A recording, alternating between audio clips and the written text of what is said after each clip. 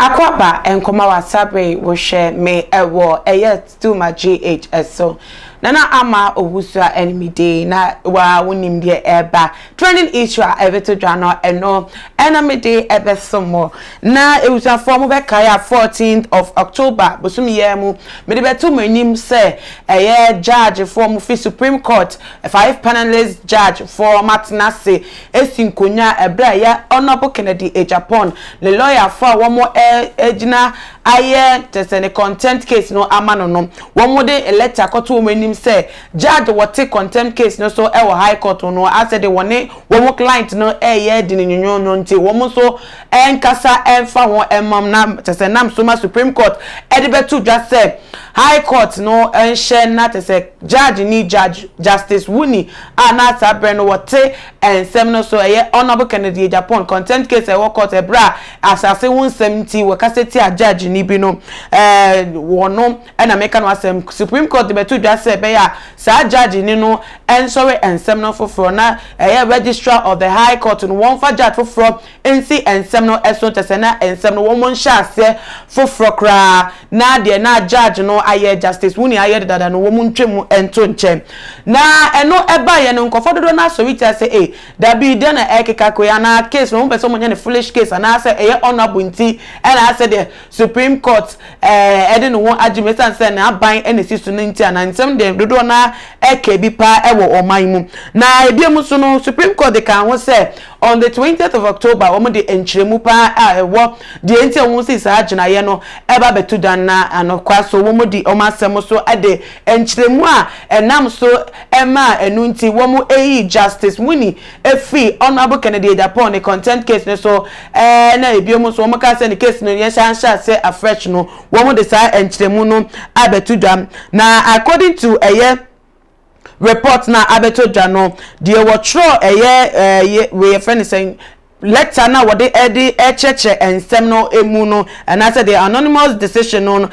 justice Yoni Kolendi a ono so eka 5 panel judges no ehun a womo esi sa agina ye no na according to him say na wode statement no ebeto about the prohibition. On October 14 this year, the Appeals Court prohibited Justice Wuni from presiding over the contempt trial after it upheld some aspects of a judicial review application filed by the legislature. Lawyers for the MP wanted the Supreme Court to squash the whole case against their clients, including the summons for him to appear before the High Court. However, the Appeals Court held that the summons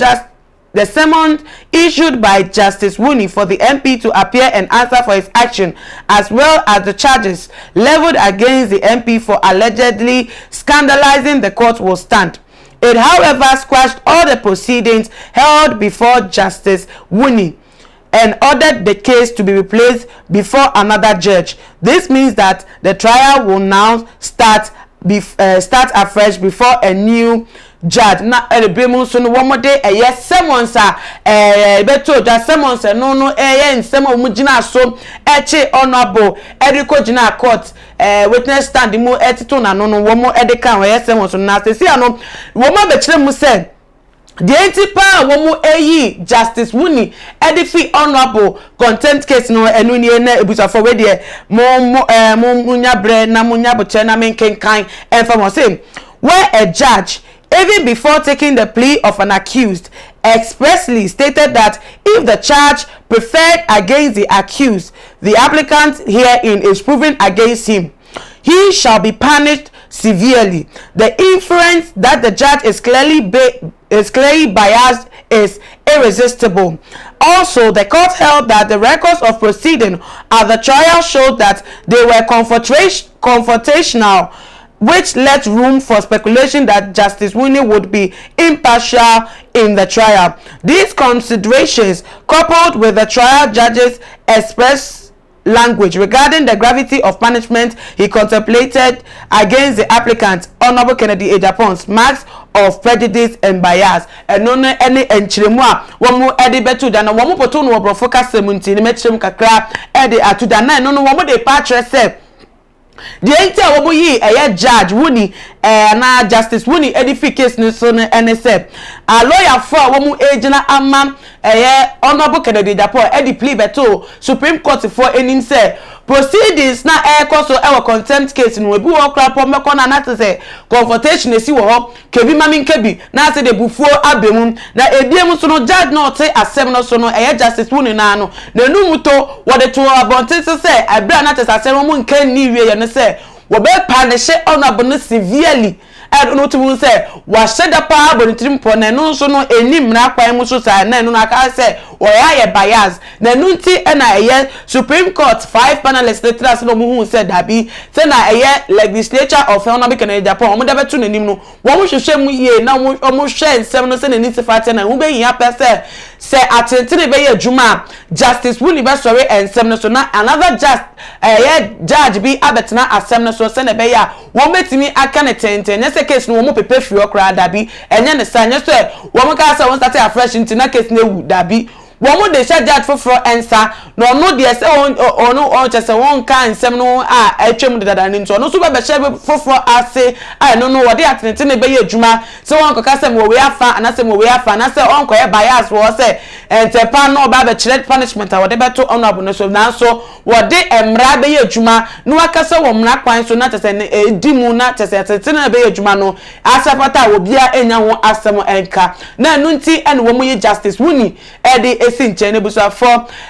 enchiremu ya wo mo ede betu dwa no wo bia so be kire na adwa for bi be ka say so na judge for na asem mo ka ne shede ni musa ebi wo be ka say na nti obi ka say you be severely punished. I know chese enu nti wa punish na say then wa ka ke wonya ye ne nche say enu nti ye ma ne so case na so wo mo enamra no ewo mo sa wo mo ne yi wo mo say wo mo eni nsem no mo hwe say emra no be ye adwuma ewo mam nti so mo so ena da betu da na eno no ye be so mo say na esem no esifata ne ye ni edi ensem no edi say new judge ya ye be yi no say do be ma ensem no esifa ko say be ma na ye open no obi a betime hu mu bi ana say be na close say na tetene na wo mo ye na na say ye betime follow ye proceeding so no nia no so no ye be so mo ewo too much gh ye feed ye so na nti bomodi a na fa weni edi eche by subscribe na ebie mu nso no share video we ma do for busuafo ene obi bia na follow ye ewo ye Twitter ene ye Instagram page at too much gh_ ye Facebook so too much gh na ama owusa mo so mfa na dey me dey sharing each be so mo na me ya doma ye be say edi ehia biem na update bia be ba o story we so no me dey asomo fefefe makramo. Too much GH. We need to go to Japan. A brave and best TV. Me share too much GH. The move for. Hey, almost sports and as entertainment. Hey, the move for. Munko so show mo. No anybody GDB. Madam, I say love you. Too much GH. We boy what? Shout out to your fans and everybody who is watching Too Much GH. Me dey the Isaac Agyapong. We between am the great tempo. Bring. One man come when you hear Too Much GH. Too much yet, more too much. Na me so me I'm more fire. The major prophet kum chacha. On say me catch was say, bomoden na hwe too much GH. On say me kan ye nyane, bone pa na kase ye pe wo wi ase ya asondin. Asondin ti na Adam, wo hu nyame ye no nyam no. Wo hu ne ma bi a wo hwehwehwehwe e wo other place ni ade. Kat won na bomoden na be hwe too much GH. Beshe ne subscribe bomoden o beshe pe na wa ye subscribe o subscribe subscribe na subscribe na o subscribe a na wo benya ne ma papa a wo pe ahwe nyame hira na ewura